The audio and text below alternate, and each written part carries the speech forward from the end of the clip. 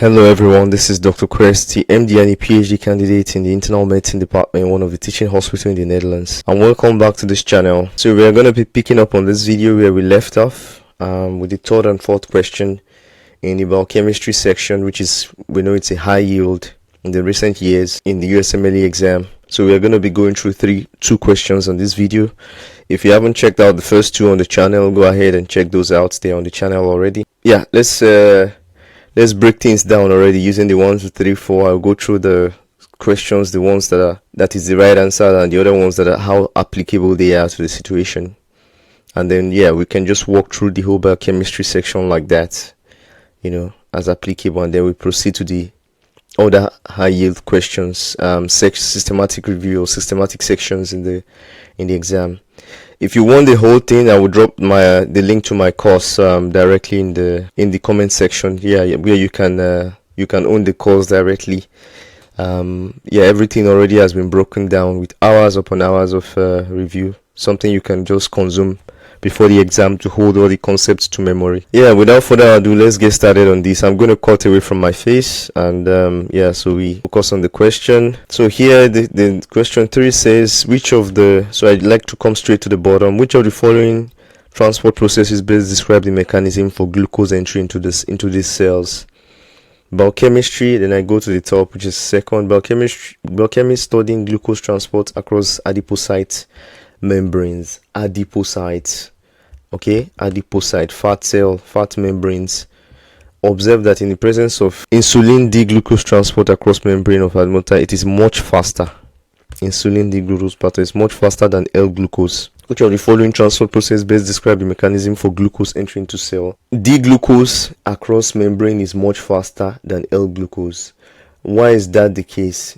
The reason why D-glucose is faster than L-glucose is because it is done by using a facilitated diffusion. Facilitated. What does that mean? I mean by facilitated diffusion, it means it has another transport function, something else that is helping it, to expend for energy expenditure. That is helping it to carry the content that is necessary from one point into the cell or away from the cell, which also help to increase the speed. So this is a carrier-mediated transport is a carrier-mediated transport, a facilitated diffusion. So glucose moves from areas of high concentration to areas of low concentration specifically by the use of transmembrane glucose transport proteins. That's called GLUT. You must have heard of them, especially your GLUT2 and your GLUT4. Transmembrane glucose transporter proteins, that's your GLUT. So it uses this as a facilitated diffusion, which is why it is quicker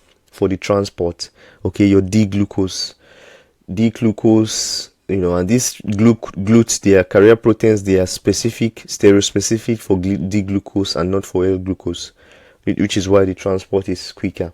So the GLUT, there is GLUT4, which is insulin sensitive transporter found in skeletal muscles and adipocytes, like in the adipocyte membrane here.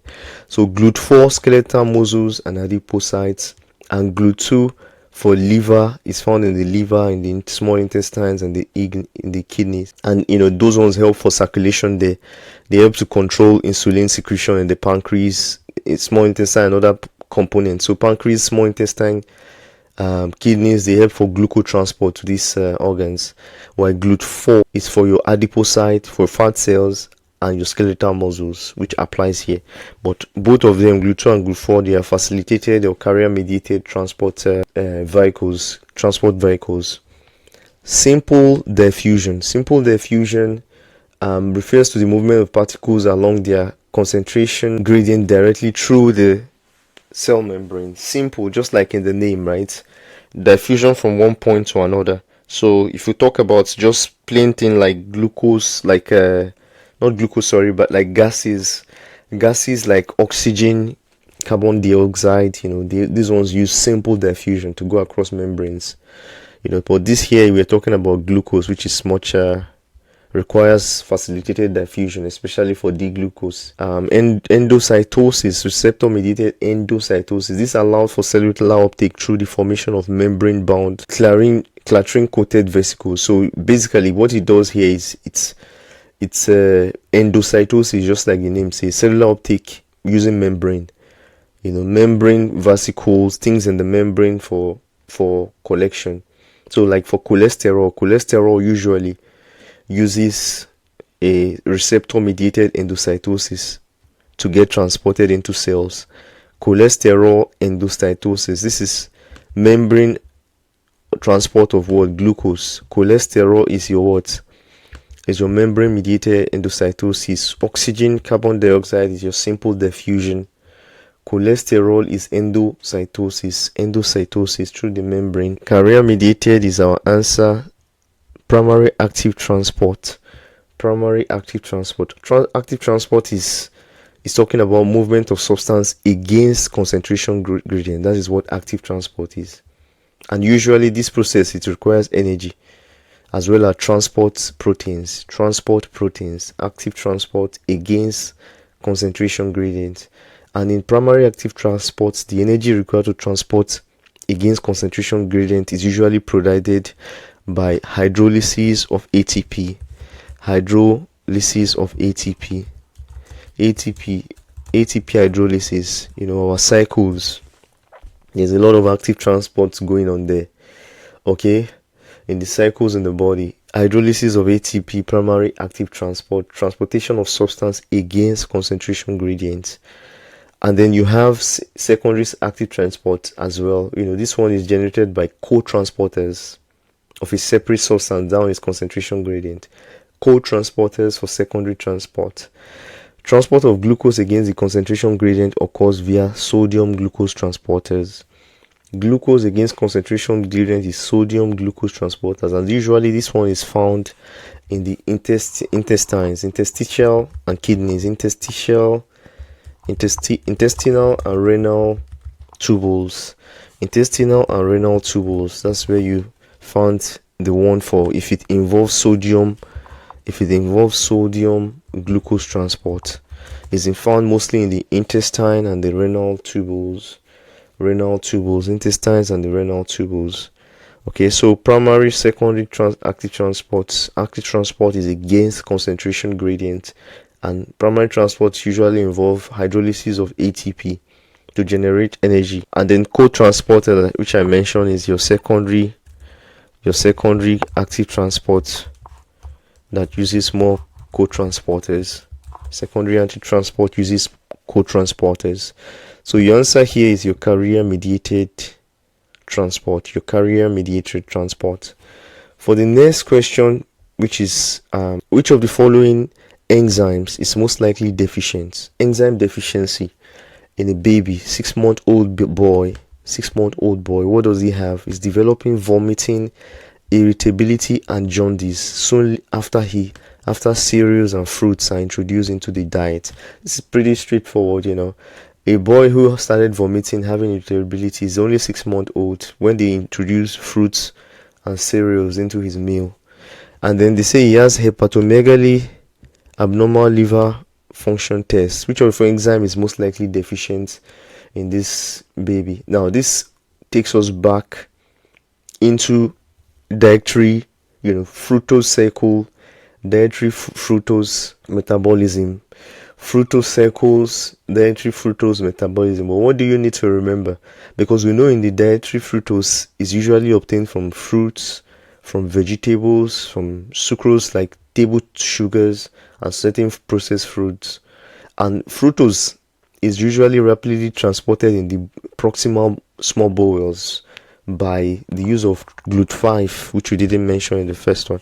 So GLUT5 is used for transportation of our fructose, which is found in processed food, in table sugar, in fruits and vegetables. So usually if there's a vomiting and so on and so forth, it's usually an indication of aldolase B deficiency, because you have the cycle, you have a big cycle where aldolase B, it takes place in the conversion of DHAP, that is your dihydroacetone phosphate, into glyceride, and also contributes partly to conversion of glyceride-3 phosphate back to diacetone phosphates. So aldolase B deficiency is usually the issue, and is usually a potentially life-threatening disorders. that is known as a hereditary fructose intolerance. So when we talk about fructose intolerance that is hereditary, we're talking about specifically about aldolase B deficiency. Aldolase B deficiency. Galactose 1-phosphate uridyl transferase is classic for galactosemias. Classic for galactosemias. It's an autosomal recessive disorder.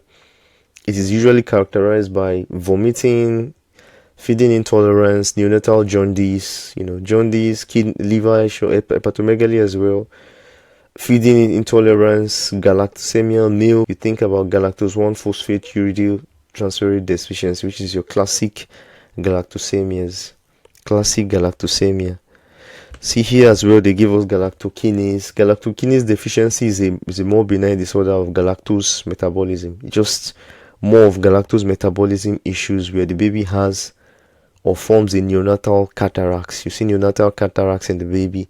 So this can't break down milk, galactosemia issues because of the enzyme galactose 1-phosphate uridyl transferase that is deficient. Here is just benign disorder of galactose metabolism, general galactose metabolism. Aldolase B is your answer. Fructokinase is the deficiency caused by essential fructosureas.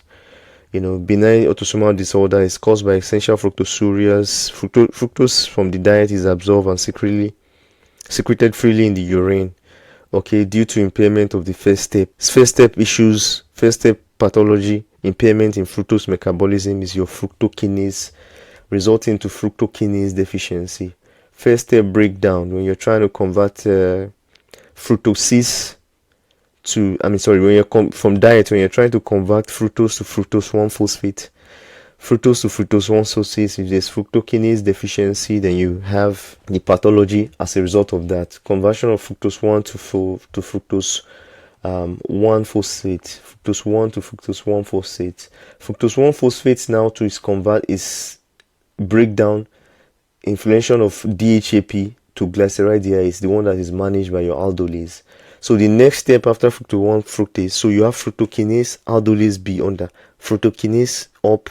So basically you have diet, you eat fructose from diet, you convert fructose to fructose 1-phosphate by using fructokinase, and you convert fructose 1-phosphate to glyceride dehydrase, that is breaking down DHAP to glyceride dehydrase by using aldolase B. So you have fructokinase up, aldolase B at the next step. Fructokinase at the first step, aldolase B as the next step. Aldolase B, those are the two enzymes in that stage. And then we have acid alpha glucosidase. Acid alpha glucosidase is usually conditions of glycogen. This is glycogen metabolism. If you remember, alpha 1 glucosidase is usually deficiency of Pompe disease in your glycogen breakdown. So a situation where you have acid maltase or alpha glucosidase deficiency causes Pompe disease, glycogenolysis issues due to the absence or the deficiencies of alpha acid glucosidase. We are still going to run into the glycogen issues, glycogenolysis. It's always, it always comes out. It's all the steps from the Mercados, Pompes, and so on. Cori, there are some things that come out a lot in the exams apparently these days. So yeah, that's about it for this one as well. If this has been helpful, please go ahead and like the video, share with a friend. Let me know in the comment section your opinions, if there's something you want to add in, and if you want the full thing that's been broken down, about in the random review. We've got dozens and dozens about how many questions in the systematic review. We've got systematic review for 24 systems. Each of them has 40 questions covered in each section. For the random review, we reviewed at least up to 3,200 questions, each 40 in each section. That's about 80 something sections. So if you want to go through the whole thing, it's right in the comment section. I've dropped the link to the course if you want to own the course directly instead of waiting for this weekly. But if this has been useful for you, please go ahead and subscribe and like and I'll continue to put out these materials, hopefully weekly, like 3 or 4 videos every week.